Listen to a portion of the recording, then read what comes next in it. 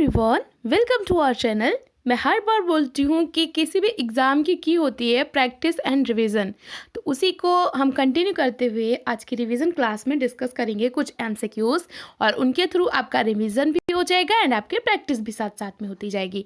साथ ही साथ आप खुद को ये भी देख पाओगे कि आपकी प्रिपरेशन किस लेवल पे चल रही है। तो अगर वीडियो पसंद आए तो इसको लाइक, शेयर और चैनल को सब्सक्राइब कर लीजिए। प्लस मुझे कमेंट करके अपना स्कोर ज़रूर बताइए, तो मुझे पता चलता रहेगा कि आपकी प्रिपरेशन कैसी चल रही है। आज के टॉपिक है हमारे आइडेंटिटी, एथनिसिटी एंड इनइक्वालिटी। तो सबसे पहले हम देखेंगे क्वेश्चंस जो कि है इग्नू बेस्ड, एंड उसके बाद हम उनको आंसर देखेंगे और फिर उनका एक्सप्लेनेशन देखेंगे। तो हमारा पहला क्वेश्चन है, उपयुक्त सत्ता दंड के वायदे से तथा क्षतिपूरक सत्ता लाभों के वायदे से प्राप्त की जाती है। ये दो प्रकार की सत्ता, उपयुक्त सत्ता और क्षतिपूरक सत्ता के बारे में किसने कहा है? वेबर, मार्क्स, गॉलब्रेथ या फिर गिडन्स। क्वेश्चन एक बार फिर से देख लीजिए। नेक्स्ट क्वेश्चन है, संजातीयता एक ऐसा गुण है जो व्यक्ति को लिंग, धर्म और वर्ग के आधार पर व्यक्तियों को एक वर्ग से अलग करता है और दूसरे वर्ग से जोड़ता है। ये थॉट किसका है? ये एथनिसिटी के बारे में बोला गया है। ये किसने बोला है कि एक वर्ग से अलग करता है और दूसरे वर्ग से जोड़ता है, और आधार होते हैं इसके लिंग, धर्म और वर्ग? जेनकिन, वार्नर, समनर या फिर रूडोल्फ। नेक्स्ट क्वेश्चन है, ethnicity and social change book किसकी है? एथनिसिटी एंड सोशल चेंज ये बुक किसकी है? डेनियल बेल, गॉलब्रेथ, जेटलिन या फिर Warner. Ethnicity and social change book किसकी है? डेनियल बेल, गॉलब्रेथ या फिर जेटलिन या फिर वार्नर। नेक्स्ट क्वेश्चन है, वर्ग भावना में कमी के कारण ही संजातीयता का जन्म होता है जो कि हितों को पारस्परिक प्रभावशाली बंधनों से जोड़ती है। ये किसने कहा है कि एथनिसिटी का जन्म तभी होता है, एथनिसिटी तभी बनती है जब क्लास कॉन्शियसनेस कम होती है। क्लास कॉन्शियसनेस कम होती है तो एथनिसिटी आती है और फिर लोगों को बहुत ही इफेक्टिव रिलेशनशिप में बाउंड करती है। ऑप्शन है Glazer, Moynihan, Daniel Bell, Sumner या फिर वेबर। तो ये किसने बोला है? नेक्स्ट क्वेश्चन है, rethinking ethnicity arguments and exploration book written by whom. ये जो बुक है rethinking ethnicity argument and exploration, किसकी बुक है? वार्नर की, मेयोनिन की, डेनियल बेल की या फिर रिचर्ड जेनकिंस की? किसकी है? नेक्स्ट क्वेश्चन है, संजातीयता को एक प्रतिष्ठा समूह का आधार मानते हुए किसने इसे समूह निर्माण में सहायक माना है जिसकी जड़ें संयुक्त विश्वास, धर्म और भाषा में निहित होती हैं? एथनिसिटी को माना है एक प्रतिष्ठा ग्रुप, और उसको उसके जो आधार है वो माने हैं संयुक्त विश्वास, धर्म और भाषा। ऑप्शन है marks, weber, Warner and Jenkins. ये तो आपको पता चल ही गया होगा इसका आंसर। नेक्स्ट क्वेश्चन है, किसने अपनी book ethnicity and nationalism theory and comparison में भारतीय संदर्भ में संजातीयता और राष्ट्रवाद के मुद्दों पर लिखा है? किसने लिखा है ये चीज? ऑप्शन है Paul Bros, Tom Bros, Yogendra Singh and Yogesh Atal. Question एक बार फिर से देख लीजिए। बुक है ethnicity and nationalism theory and comparison. Next question है, पहचान व्यक्ति के मूल यानी कि उसके अहम, उसकी ईगो और उसकी सांप्रदायिक संस्कृति में निहित होती है। किसने कहा है? गॉफमैन, मीड, एरिक्सन या फिर फ्रॉयड। क्वेश्चन एक बार फिर से देख लीजिए। नेक्स्ट क्वेश्चन है, पहचान निर्माण के आधार के रूप में आत्मसातकरण को किसने सर्वाधिक महत्व दिया? लिंटन, जे मिल्टन, यंगर या फिर मर्टन। किसने आत्मसातकरण की प्रक्रिया को ही माना कि इसी से आइडेंटिटी का निर्माण होता है? नेक्स्ट क्वेश्चन है, सामाजिक पहचान को परिस्थिति एवं भूमिका के निर्वहन से किसने जोड़ा? ये चीज किसने बताई कि सामाजिक पहचान का जो निर्माण होता है वो परिस्थिति और भूमिका के निर्वहन से होता है? लिंटन, वेबर, नॉडेल या फिर मीड। नेक्स्ट क्वेश्चन है, पहचान को एक सापेक्ष अवधारणा मानते हुए इसे दूसरे समूहों के संदर्भ में किसने प्रयुक्त किया? तो किसने माना कि पहचान एक सापेक्ष अवधारणा है और इसे हम तभी इसका निर्माण होता है जब इसको हम दूसरे समूह के संदर्भ में यूज करते हैं? लिंटन, मर्टन, मीड या फिर डेनियल बेल। नेक्स्ट क्वेश्चन है, पूर्णतः समानता का कोई अस्तित्व नहीं होता है, सभी समाज मिश्रित है। इसी संदर्भ में दो प्रकार की व्यवस्थाएं बताई। एक तो है आपकी सुसंगत व्यवस्था, दूसरी है असंगत व्यवस्था, यानी हार्मोनिक और डिसहार्मोनिक जो व्यवस्थाएं हैं उनका वर्णन किया। किसने किसने माना कि पूर्णतः समानता नहीं पाई जा सकती है? Louis Dumont, Andre Beteille, Tom Brass या फिर डी टॉकविल। तो ये चीज किसने बताई है? नेक्स्ट क्वेश्चन है, किसने स्तरीकरण के सिद्धांत में बताया कि अत्यंत औद्योगिक समाज में कुछ लोग संगठन में निपुण होते हैं, कुछ उनके पालन में।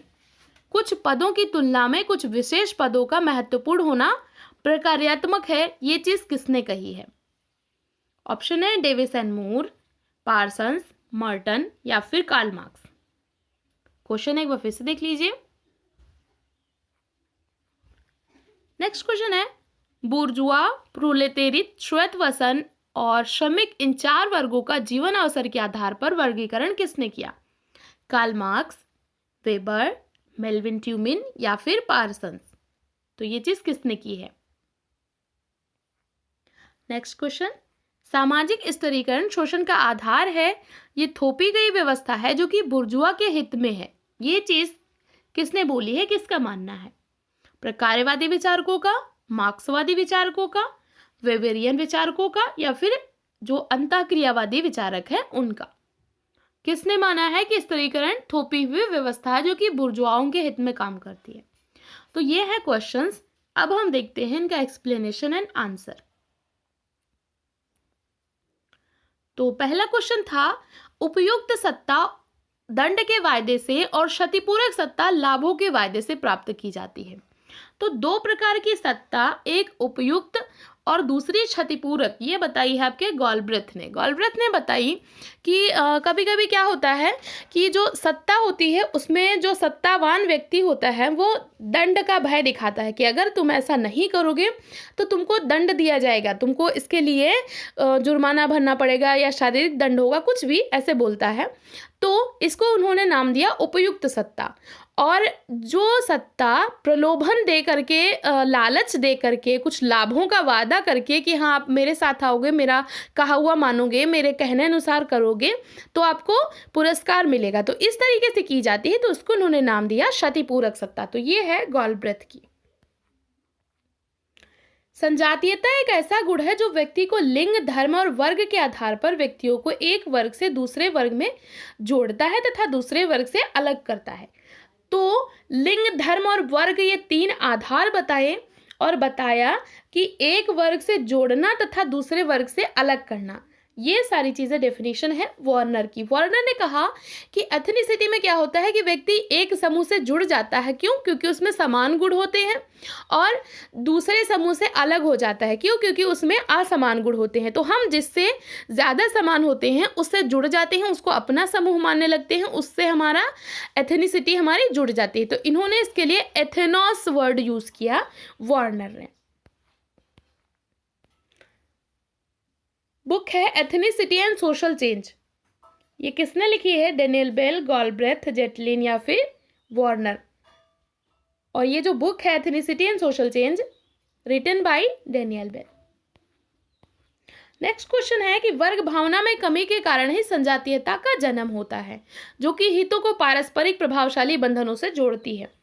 तो ये कहा है आपके डेनियल बेल ने कि जब क्लास कॉन्शियसनेस कम हो जाती है, क्लास कॉन्शियसनेस खत्म हो जाती है, तभी एथनिसिटी आती है। और जब क्लास कॉन्शियसनेस नहीं होती है तो उसी का काम करती है एथनिसिटी। एथनिसिटी के आधार पर लोग इफेक्टिव तरीके से रिलेशनशिप में जुड़ जाते हैं। नेक्स्ट क्वेश्चन था rethinking ethnicity, arguments and exploration. ये बुक के राइटर आपको बताने थे। इसके राइटर कौन है? Rethinking ethnicity, arguments and exploration. And इसका जो राइट आंसर है वो है रिचर्ड जेनकिंस। डी ऑप्शन इसका करेक्ट है। नेक्स्ट क्वेश्चन है, संजातीयता को एक प्रतिष्ठा समूह का आधार मानते हुए किसने इसे समूह निर्माण में सहायक माना जिसकी जड़ें संयुक्त विश्वास, धर्म और भाषा में निहित है? ऑप्शन थे आपके marks, weber, Warner and Jenkins. तो किसने एथनिसिटी को एक प्रतिष्ठा समूह का आधार माना? जहाँ भी वर्ड आ जाता है प्रतिष्ठा समूह, ऑब्वियसली वहाँ पे वेबर की बात आती है। तो वेबर ने कहा कि एथनिसिटी एक तरीके से समूह निर्माण का आधार होती है। एथनिसिटी के आधार पर ही समूह का निर्माण होता है। और एथनिसिटी है क्या? ये संयुक्त विश्वास, धर्म, भाषा, इन सभी से मिलकर के बनती है। तो इसका राइट आंसर हो जाएगा वेबर। नेक्स्ट क्वेश्चन था, किसने अपनी book ethnicity and nationalism theory and comparison में भारतीय संदर्भ में संजातीयता और राष्ट्रवाद के मुद्दों पर लिखा है? तो ये जो बुक है एथनिसिटी एंड नेशनलिज्म यानी कि संजातीयता और राष्ट्रवाद, ये बुक है पॉल ब्रॉस की। इन्होंने इसमें भारत में जो एथनिसिटी से रिलेटेड मुद्दे हैं प्लस जो राष्ट्रवाद से रिलेटेड मुद्दे हैं उन पे बहुत अच्छे से लिखा है। तो ये बुक है पॉल ब्रॉस की, काफ़ी इंपॉर्टेंट बुक है, ethnicity and nationalism theory and comparison. पहचान व्यक्ति के मूल, अहम और उसकी सांप्रदायिक संस्कृति में निहित होती है, ये किसने कहा? तो इसका जो राइट आंसर है वो है एरिक्सन। एरिक्सन का मानना था कि पहचान का निर्माण मनोवैज्ञानिक तरीके से होता है। समाज में पहचान का निर्माण के दो आधार हैं, एक तो व्यक्ति का सेल्फ यानी कि उसका स्वयं, उसकी मूल प्रवृत्ति, प्लस उसका जो सांप्रदायिक और जो सांस्कृतिक आधार है। तो इन दोनों का कॉम्बिनेशन होता है एथनिसिटी। व्यक्ति स्वयं में समझता है कि मैं क्या हूँ, प्लस समाज उसको बताता है, उसकी जो सांप्रदायिक संस्कृति है, जो उसका कल्चर है वो उसको बताता है कि तुम सोसाइटी में क्या हो। तो इन दोनों को जब व्यक्ति कंबाइन कर लेता है तभी उसकी पहचान बनती है। अब आपको नीचे कमेंट में बताना है कि एरिक्सन की बुक कौन सी थी। ये मैंने बताया है आइडेंटिटी जो मेरी वीडियो है उसमें, तो आप चाहे वहाँ से देखिए या तो फिर गूगल करके मुझे कमेंट करके बताइए कि एरिक्सन की बुक का नेम क्या था। पहचान निर्माण के आधार के रूप में आत्मसातकरण को किसने सबसे ज़्यादा इम्पोर्टेंस दी?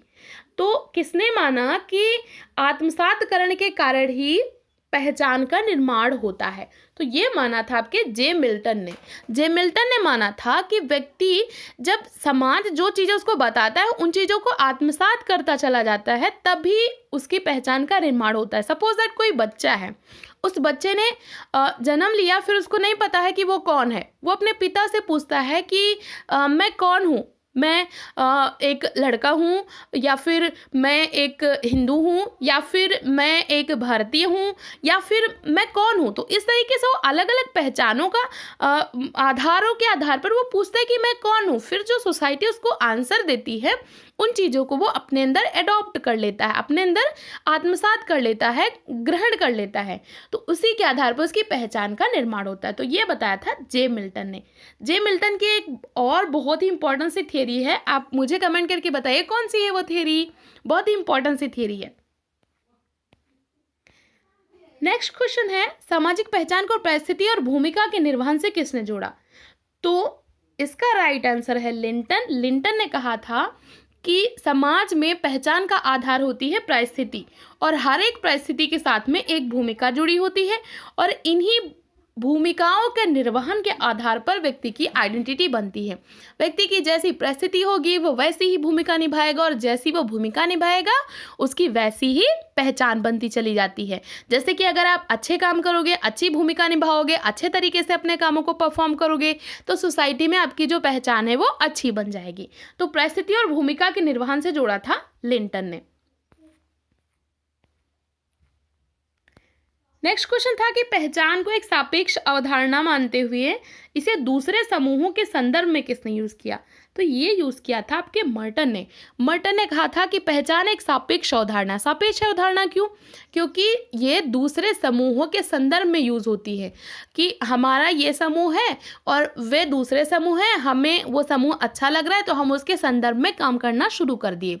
तो पहचान एक तरीके से सापेक्ष अवधारणा है। नेक्स्ट क्वेश्चन था कि पूर्णता समानता का कोई अस्तित्व नहीं होता है, सभी समाज मिश्रित हैं और दो प्रकार की व्यवस्थाएं बताइए, एक तो हार्मोनिक और डिसहार्मोनिक, यानी कि सुसंगत और असंगत। ये किसने बताया था? तो ये बताया है आंद्रे बेते ने। आंद्रे बेते की जो वीडियो है वो आप देखिए, आपको क्लियर हो जाएगा। इसमें मैंने बहुत ही डिटेल में बताया है कि इन्होंने भारतीय समाज को बताया है असंगत और जो पश्चिमी सभ्यता है उसको सुसंगत। क्यों? क्योंकि पश्चिमी सभ्यता जो है वो व्यक्तिवादिता को मानती है। हमारे समाज में असमानता इसलिए है क्योंकि हम समाज को और जो सामाजिक स्तरीकरण उसको बनाए रखना चाहते हैं। नेक्स्ट क्वेश्चन था, स्तरीकरण के सिद्धांत में किसने बताया कि अत्यंत औद्योगिक समाज में कुछ लोग संगठन में निपुण होते हैं और कुछ उनके निर्देशों को पालन करने में, तो इसीलिए कुछ पदों के सापेक्ष कुछ पदों का होना प्रकार्यात्मक है। तो इसका राइट आंसर है पार्सन्स। पार्सन ने कहा कि जो अभी की सोसाइटी है जो बहुत अधिक औद्योगिक हो चुकी है, इसमें कुछ लोग होते हैं जो कि संगठन को निर्वहन करते हैं, चीज़ों को मैनेज करते हैं, फिर वो इंस्ट्रक्शंस देते हैं, तो कुछ लोग उनका अच्छे से पालन कर पाते हैं। तो जिनके अंदर संगठनात्मक क्षमता ज़्यादा होती है, जो चीज़ों को मैनेज ज़्यादा कर पाते हैं, उनको ज़्यादा महत्व मिलता है, और जो उनका पालन करते हैं उनको कम महत्व मिलता है। तो इस तरीके से सभी का अपना अपना योगदान होता है। इस तरीके से स्तरीकरण प्रकार्यात्मक होता है, ये पार्सन्स ने कहा।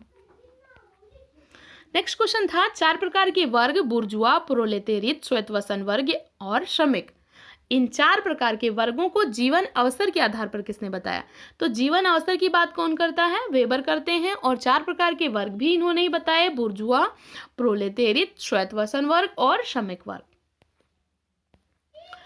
लास्ट क्वेश्चन था, सामाजिक स्तरीकरण शोषण का आधार है और ये थोपी गई व्यवस्था है। तो ये मानना था आपके मार्क्सवादियों का। इन्होंने इसको माना कि जो स्तरीकरण है ये बुर्जुआ जो वर्ग है, जो पूंजीपति वर्ग है, उनके हितों का समर्थन करता है। उन्होंने इन चीज़ को बनाया है ताकि वो श्रमिकों पर शोषण कर सकें, उन पर अपना आधिपत्य बनाए रख सके। तो ये थोपी गई व्यवस्था है, ये मानना था मार्क्सवादियों का।